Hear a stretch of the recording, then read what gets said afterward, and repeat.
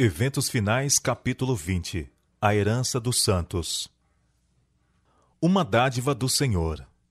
Cristo, só Cristo e sua justiça obterão para nós um passaporte ao céu. O coração orgulhoso esforça-se por alcançar a salvação, mas tanto nosso título ao céu como nossa idoneidade para ele encontram-se na justiça de Cristo. Para fazermos parte da família celestial, Cristo tornou-se membro da família humana. Melhor do que um título para o mais nobre palácio da terra é o título para as mansões que nosso Senhor foi preparar. E melhor que todas as palavras de louvor terreno serão as do Salvador aos servos fiéis. Vinde benditos de meu Pai. Possuí por herança o reino que vos está preparado desde a fundação do mundo. Por que devemos pensar no mundo futuro? Jesus tem exposto o céu e apresenta sua glória ao nosso olhar para que a eternidade não seja omitida de nossas cogitações. Tendo em vista as realidades eternas, cultivaremos habitualmente pensamentos da presença de Deus. Isto será um escudo contra a incursão do inimigo, dará força e certeza, e elevará a alma acima do temor. Respirando a atmosfera celeste, não absorveremos o ar viciado do mundo. Jesus vem apresentar as vantagens e bela imagem do celestial, para que as atrações do céu se tornem familiares aos pensamentos, e o salão da memória seja guarnecido de quadros de beleza celeste e eterna. O grande mestre dá ao homem uma visão do mundo futuro, trá-lo com seus atraentes bens ao alcance da vista. Se ele pode fixar a mente na vida futura e suas bem-aventuranças, em comparação com os interesses temporais deste mundo, o chocante contraste fica profundamente gravado no espírito, absorvendo o coração e a alma de todo ser. Os motivos do cristão. Motivos mais fortes e instrumentos mais poderosos não poderiam jamais ser postos em operação. As sobreexcelentes recompensas de fazer o bem, o gozo do céu, a sociedade dos anjos, a comunhão e o amor de Deus e seu Filho, o enobrecimento e dilatação de todas as nossas faculdades através dos séculos da eternidade, acaso não são estes poderosos incentivos e encorajamentos para nos impelir a consagrar ao nosso Criador e Redentor os mais amantes serviços do coração? Se pudermos encontrar-nos com Jesus em paz e ser salvos, salvos para sempre, seremos os seres mais felizes. Oh, estar finalmente no lar em que os ímpios deixam de perturbar e os cansados estão em paz. Gosto de ver tudo que é belo na natureza. Penso que estaria plenamente satisfeita com a terra, cercada das boas coisas de Deus, se ela não estivesse desfigurada pela maldição do pecado. Mas teremos novos céus e nova terra. João viu isso em santa visão e disse: Então ouvi grande voz vinda do trono dizendo: Eis o tabernáculo de Deus com os homens. Deus habitará com eles. Eles serão povos de Deus, e Deus mesmo estará com eles. Apocalipse, capítulo 21, verso 3. Oh, bendita esperança, gloriosa perspectiva! Um lugar real e tangível. Que fonte de alegria para os discípulos foi saber que tinham tal amigo no céu para interceder em seu favor. Por meio da visível ascensão de Cristo, foram alterados todos os seus conceitos e expectativas do céu. Anteriormente, seus pensamentos se haviam demorado nele como uma região de espaço ilimitado, habitada por espíritos sem substância. Agora, o céu estava relacionado com o conceito de Jesus, a quem haviam amado e reverenciado mais do que todos os outros, com quem haviam conversado e viajado, em quem haviam tocado, até mesmo o seu corpo ressuscitado. O céu não podia mais parecer-lhes um espaço indefinido e incompreensível, repleto de espíritos intangíveis. Consideravam-no agora como seu futuro lar, em que seu amoroso Redentor estava preparando mansões para eles. O receio de fazer com que a herança futura pareça demasiado material tem levado muitos a espiritualizar as mesmas verdades que nos levam a considerá-las nosso lar. Cristo afirmou a seus discípulos haver ido preparar moradas para eles na casa de seu Pai. Na terra renovada, os redimidos empenhar-se-ão em ocupações e prazeres que levaram felicidade a Adão e Eva no início. Será vivida a vida edênica, a vida no jardim e no campo. Glória indescritível. Vi a extraordinária amabilidade e glória de Jesus. Seu semblante era mais brilhante do que o sol ao meio-dia. Seu manto era mais alvo do que o branco mais claro. Como posso descrever-vos as glórias do céu e os belos anjos cantando e tocando suas harpas de 10 cordas? As maravilhosas coisas que vi ali não as posso descrever. Oh, se me fosse dado falar a língua de Canaã, poderia então contar um pouco das glórias do mundo melhor. A linguagem é demasiado fraca para tentar uma descrição do céu. Apresentando-se diante de mim aquela cena, fico inteiramente absorta. Enlevada pelo insuperável esplendor e excelente glória, deponho a pena e exclamo: oh, que amor maravilhoso! A linguagem mais exaltada não consegue descrever a glória do céu ou as profundidades incomparáveis do amor de um Salvador. A linguagem humana não é adequada para descrever a recompensa dos justos. Será conhecida apenas dos que a contemplarem. Nenhum espírito finito pode compreender a glória do paraíso de Deus. Se pudesse ter mesmo que uma só visão da cidade celestial, nunca mais desejaríamos morar outra vez na terra. Cursos de água, colinas e árvores. Ali vimos a árvore da vida e o trono de Deus. Do trono provinha um rio puro de água, e de cada lado do rio estava a árvore da vida. De um lado do rio havia um tronco da árvore, e do outro lado o outro, ambos de ouro puro e transparente. A princípio pensei que via 2 árvores. Olhei outra vez e vi que elas se uniam em cima numa só árvore. Assim estava a árvore da vida em ambos os lados do rio da vida. Seus ramos curvaram-se até o lugar em que nos achávamos, e seu fruto era esplêndido, tinha um aspecto de ouro, de mistura com prata. Existem torrentes sempre a fruir, claras como cristal, e ao lado delas, árvores ondeantes projetam sua sombra sobre as veredas preparadas para os resgatados do Senhor. Ali, as extensas planícies avultam em colinas de beleza, e as montanhas de Deus erguem seus altivos píncaros. Nessas pacíficas planícies, ao lado daquelas correntes vivas, o povo de Deus, durante tanto tempo peregrino e errante, encontrará um lar. Flores, frutos e animais. Vi outro campo, repleto de todas as espécies de flores, e quando as apanhei, exclamei: elas nunca murcharão. Em seguida vi um campo de relva alta, cujo belíssimo aspecto causava admiração. Era uma vegetação viva e tinha reflexo de prata e ouro quando magnificamente se agitava para a glória do Rei Jesus. Entramos então num campo cheio de todas as espécies de animais: o leão, o cordeiro, o leopardo, o lobo, todos juntos em perfeita união. Passamos pelo meio deles e pacificamente nos acompanharam. Dali entramos num bosque, não como os escuros bosques que aqui temos. Não, absolutamente, mas claro e por toda parte glorioso. Os ramos das árvores agitavam-se de um para outro lado, e todos exclamamos: moraremos com segurança na solidão e dormiremos nos bosques.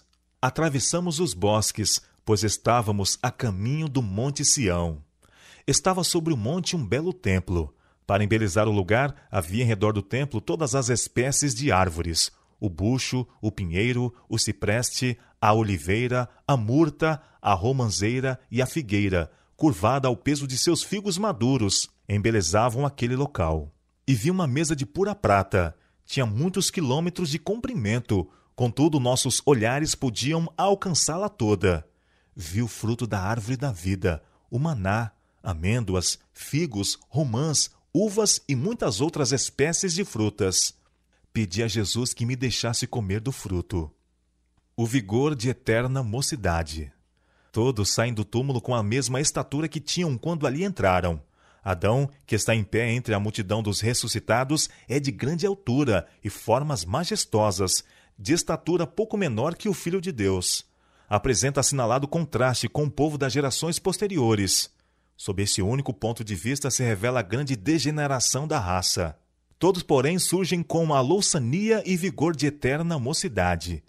Restabelecidos a árvore da vida no Éden há tanto tempo perdido, os remidos crescerão até a estatura completa da raça em sua glória primitiva. Se Adão, ao ser criado, não houvesse sido dotado de 20 vezes maior força vital do que os homens possuem agora, a humanidade, com seus presentes métodos de vida, que constituem uma violação da lei natural, já estaria extinta. Ninguém necessitará ou desejará repouso. Não haverá cansaço em fazer a vontade de Deus e oferecer louvores a seu nome. Sempre sentiremos a frescura da manhã e sempre estaremos longe de seu termo. A aquisição de conhecimento não cansará o espírito, nem esgotará as energias. O céu é todo saúde. Felicidade assegurada. Jesus ergueu o véu da vida futura. Na ressurreição, disse ele: nem casam, nem são dados em casamento, mas serão como os anjos de Deus no céu. Homens há hoje em dia que exprimem sua crença em que haverá casamentos e nascimentos na nova terra. Aqueles, porém, que acreditam nas Escrituras não podem aceitar tais doutrinas. A doutrina de que nasçam crianças na nova terra não é parte da firme palavra da profecia. É presunção condescender com as suposições e teorias quanto a temas que Deus não nos deu a conhecer em sua palavra. Não necessitamos entrar em especulação relativamente ao nosso estado futuro. Os obreiros de Deus não devem gastar tempo especulando quanto às condições que hão de reinar na nova terra. É presunção ocupar-se com suposições e teorias relativamente a assuntos que o Senhor não revelou. Ele tem tomado todas as providências para nossa felicidade na vida futura, e não nos compete especular quanto a seus planos a nosso respeito. Não devemos calcular as condições da vida futura pelas desta vida. É preservada a identidade dos remidos. A ressurreição de Cristo era um símbolo da final ressurreição de todos quantos nele dormem. O semblante do Salvador ressuscitado, sua maneira, sua linguagem, tudo era familiar aos discípulos. Como Jesus ressurgiu dos mortos, assim hão de ressurgir os que nele dormem. Reconheceremos nossos amigos da mesma maneira que os discípulos a Jesus. Talvez haja sido deformados, doentes, desfigurados nesta vida mortal, ressurgindo em plena saúde e formosura. No entanto, no corpo glorificado será perfeitamente mantida a identidade. Ressurgirá à mesma forma, mas estará livre de doenças e de todo defeito. Ela torna a viver, tendo as mesmas feições individuais, de modo que os amigos reconheçam uns aos outros. Ali conheceremos como também somos conhecidos. Ali, o amor e simpatia que Deus plantou na alma encontrarão mais verdadeiro e suave exercício. Tez rosada e vestimenta de luz. Quando saiu das mãos de seu Criador, Adão era de elevada estatura e de bela simetria. Era mais de 2 vezes mais alto do que os homens que agora vivem na terra, e bem proporcionado. Suas feições eram perfeitas e belas. Sua tez não era branca nem pálida, mas rosada, brilhando com o precioso matiz da saúde. Eva não era tão alta como Adão. Sua cabeça chegava-lhe um pouco acima dos ombros.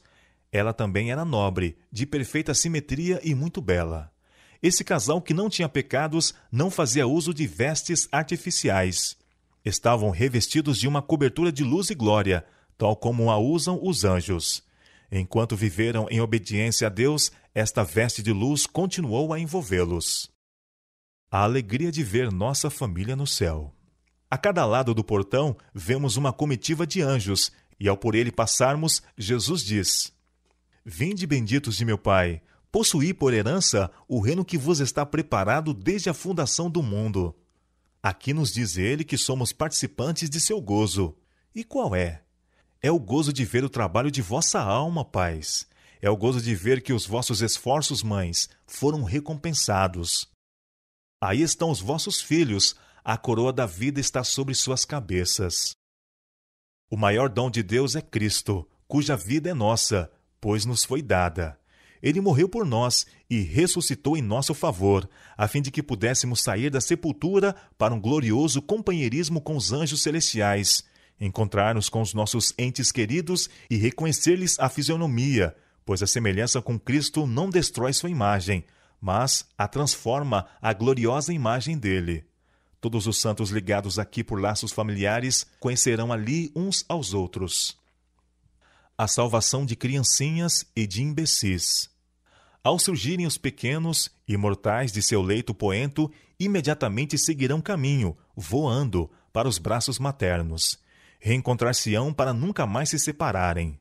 Muitos dos pequeninos, porém, não terão mãe ali.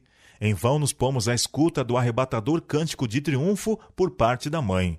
Os anjos acolherão os pequeninos sem mãe e os conduzirão para junto da árvore da vida. Alguns têm perguntado se os filhinhos, mesmo de pais que creem, hão de ser salvos, pois não tiveram nenhuma prova de caráter, e todos precisam ser provados, e seu caráter tem de ser determinado pela prova. É feita a pergunta: como podem as criancinhas ter este teste e prova?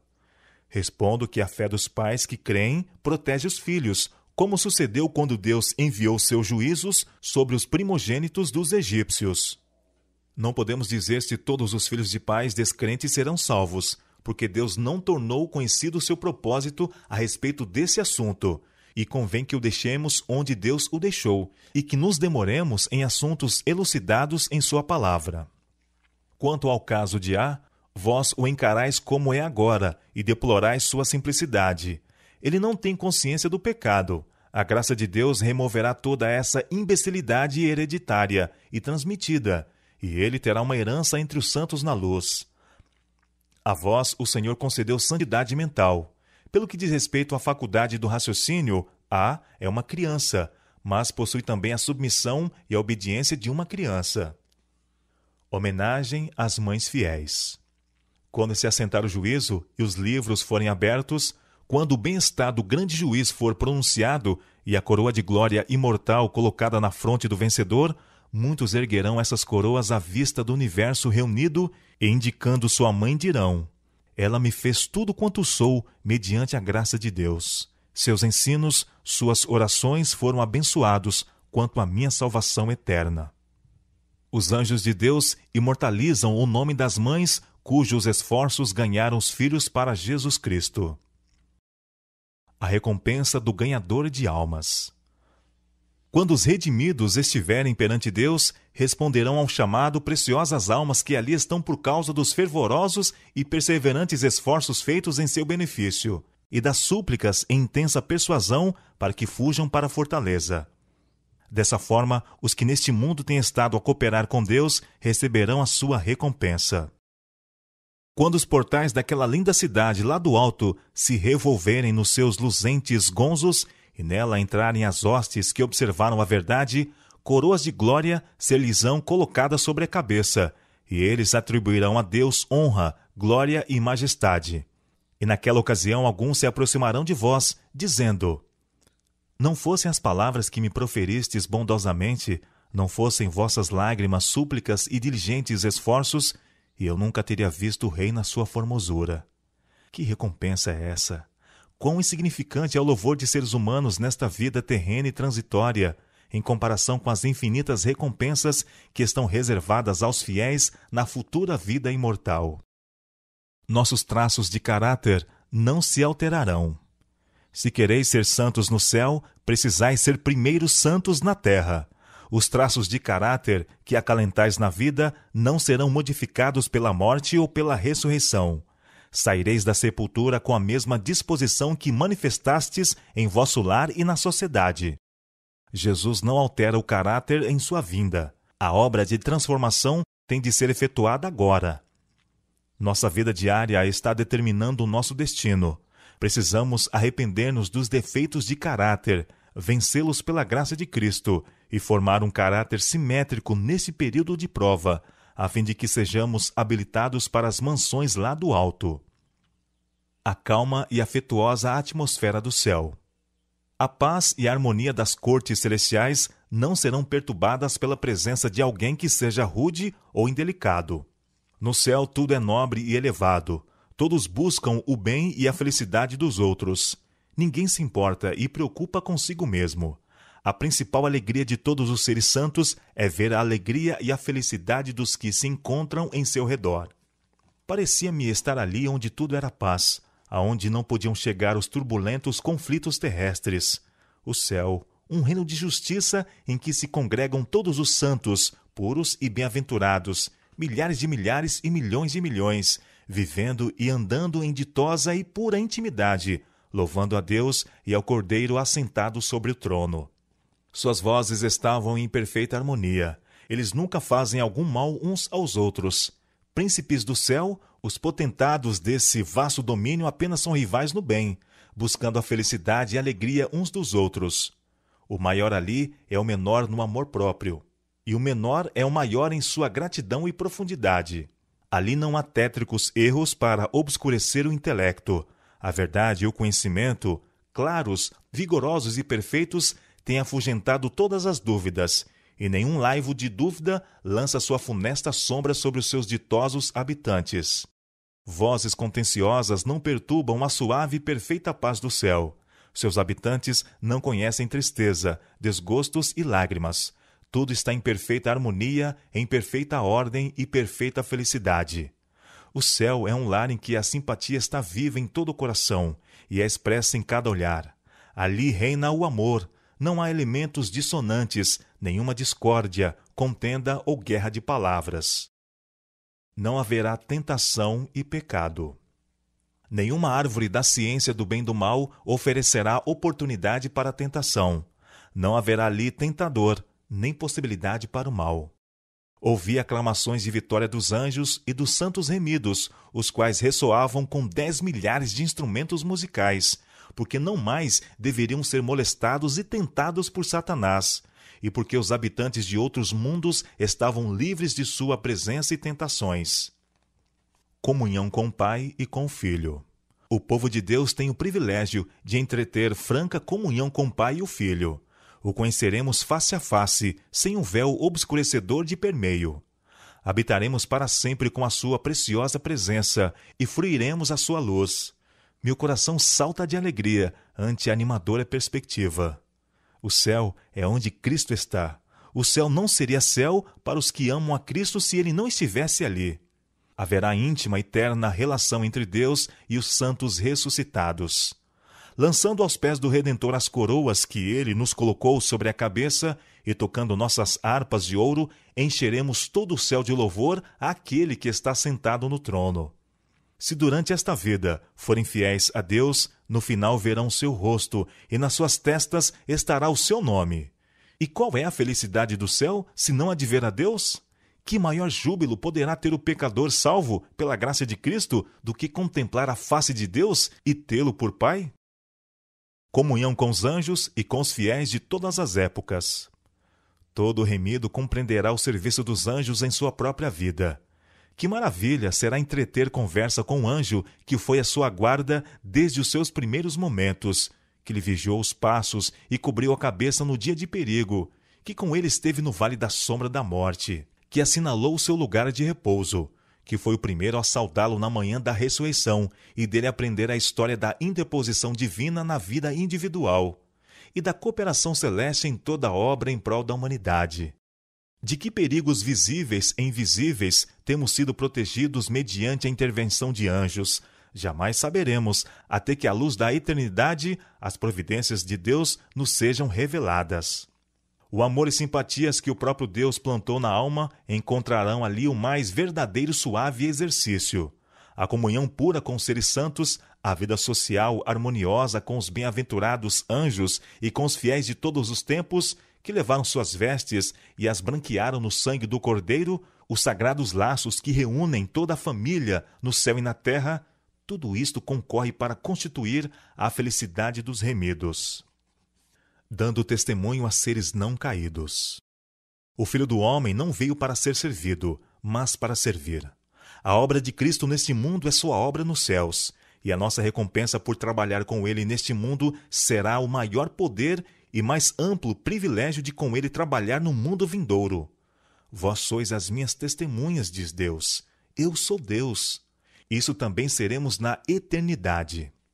Para que foi permitido continuar o grande conflito através dos séculos? Por que foi que se não eliminou a existência de Satanás no início de sua rebelião? Foi para que o universo se pudesse convencer da justiça de Deus a tratar com mal e para que o pecado pudesse receber condenação eterna. No plano da salvação, há sumidades e profundezas que a própria eternidade jamais poderá compreender completamente. Maravilhas para as quais os anjos desejam atentar. Apenas os remidos, dentre todos os seres criados, conheceram em sua própria experiência o conflito com o pecado. Trabalharam com Cristo e, conforme os mesmos anjos não poderiam fazer, associaram-se em seus sofrimentos. Não terão eles qualquer testemunho quanto à ciência da redenção? algo que seja de valor para os seres não caídos? Louvando a Deus com majestosa e melodiosa música. Haverá ali música e cânticos que ouvidos mortais jamais ouviram, nem o espírito humano concebeu. O cântico que os resgatados entoarão, cântico este de sua experiência, declarará a glória de Deus. Grandes e maravilhosas são as tuas obras, Senhor Deus Todo-Poderoso.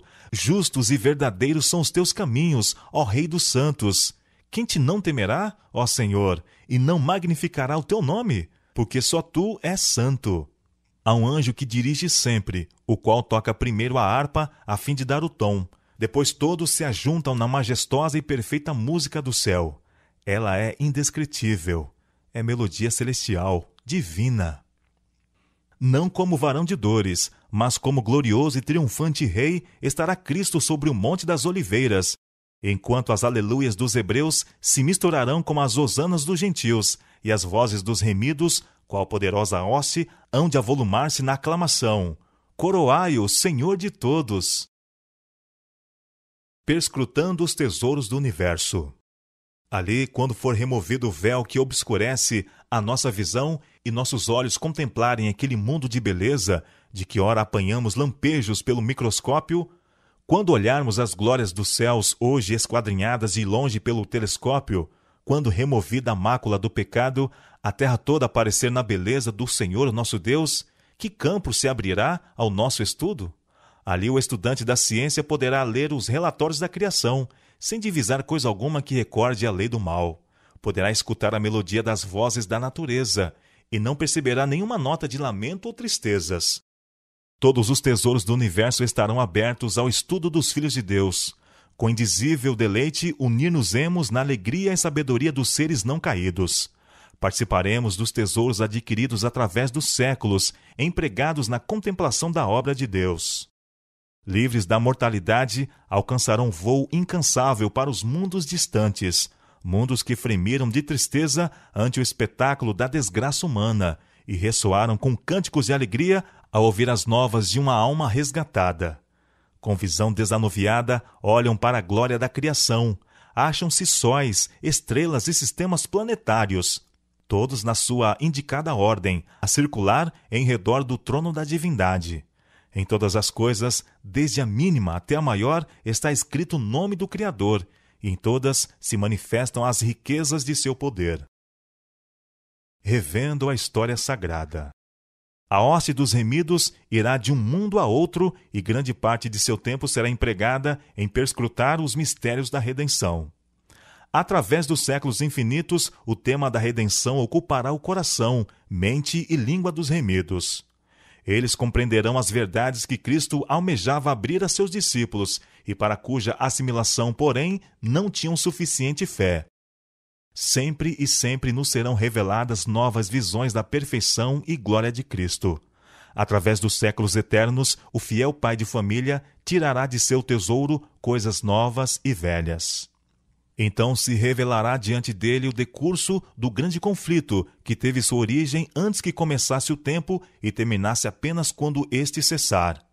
A história do início do pecado, da fatal falsidade em sua ação sinuosa, da verdade que, não se desviando das suas próprias linhas retas, se defrontou com o erro e o venceu, sim, tudo isto será manifesto.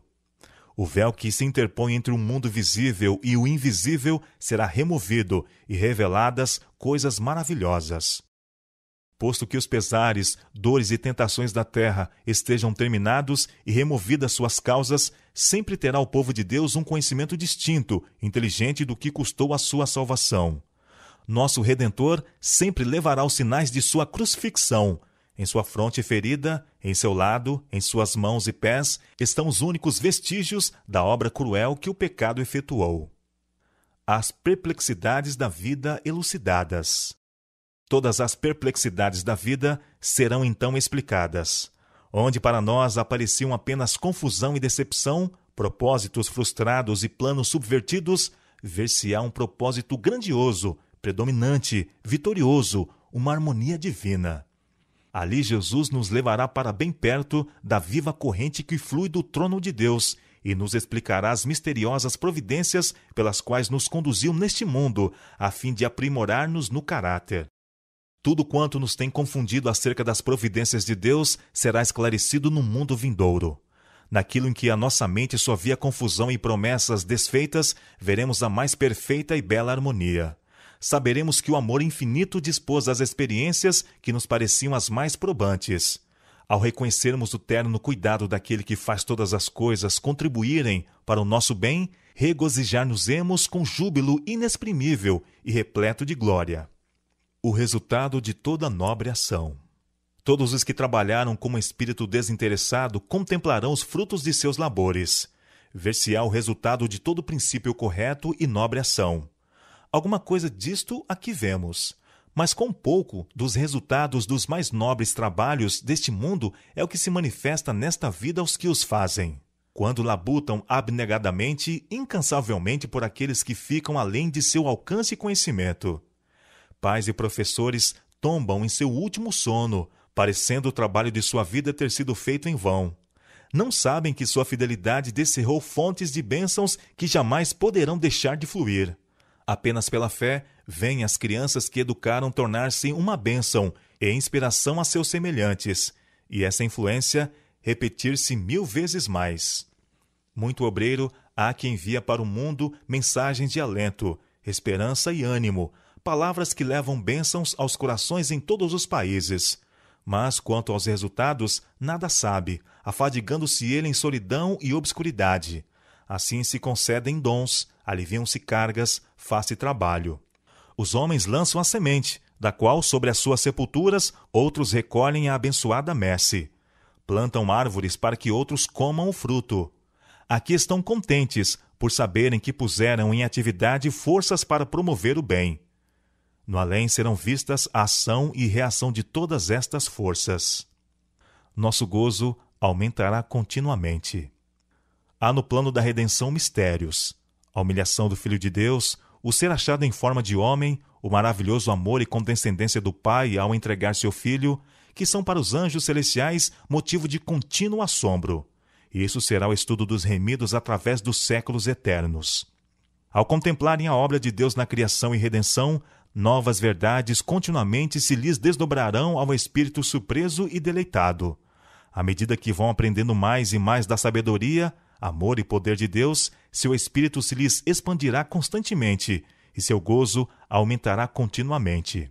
Ao transcorrerem os anos da eternidade, trarão mais e mais abundantes e gloriosas revelações de Deus e de Cristo. Assim como o conhecimento é progressivo, também o amor, a reverência e a felicidade aumentarão. Quanto mais aprendem os homens acerca de Deus, mais lhe admiram o caráter. Ao revelar-lhe Jesus as riquezas da redenção e os estupendos feitos do grande conflito com Satanás, a alma dos resgatados fremirá com mais fervorosa devoção e com mais arrebatadora alegria dedilharão as harpas de ouro, e milhares de milhares e milhões de vozes se unem para avolumar o potente coro de louvor. Há sempre um infinito para além. Ali toda a faculdade se desenvolverá e toda a capacidade aumentará.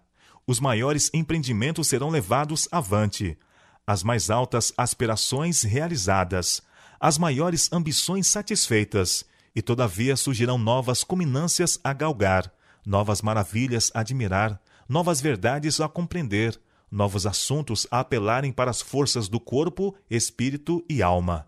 Por mais que avancemos no conhecimento da sabedoria e do poder de Deus, há sempre um infinito para além. Todo o amor paternal que veio de geração em geração, através do coração humano, toda a fonte de ternura que se abriu na alma do homem, não passam de tênue riacho em comparação com o ilimitado oceano, quando postos ao lado do infinito, inexaurível amor de Deus. A língua não o pode exprimir, nem a pena é capaz de o descrever. Podeis meditar nele todos os dias de vossa vida. Podeis esquadrinhar diligentemente as Escrituras a fim de compreendê-lo. Podeis concitar toda a faculdade e poder a vós concedidos por Deus, no esforço de compreender o amor e a compaixão do Pai Celeste. E, todavia, existe um infinito para além. Podeis estudar por séculos esse amor, No obstante, jamais podereis compreender plenamente a extensão e a largura, a profundidade e a altura do amor de Deus em dar seu Filho para morrer pelo mundo. A própria eternidade nunca o poderá bem revelar. Todo o universo declara que Deus é amor. O grande conflito terminou. Pecado e pecadores não mais existem. O universo inteiro está purificado. Uma única palpitação de harmonioso júbilo vibra por toda a vasta criação. Daquele que tudo criou, emanam vida, luz e alegria por todos os domínios do espaço infinito. Desde o minúsculo átomo até o maior dos mundos, todas as coisas, animadas e inanimadas, em sua serena beleza e perfeito gozo, declaram que Deus é amor.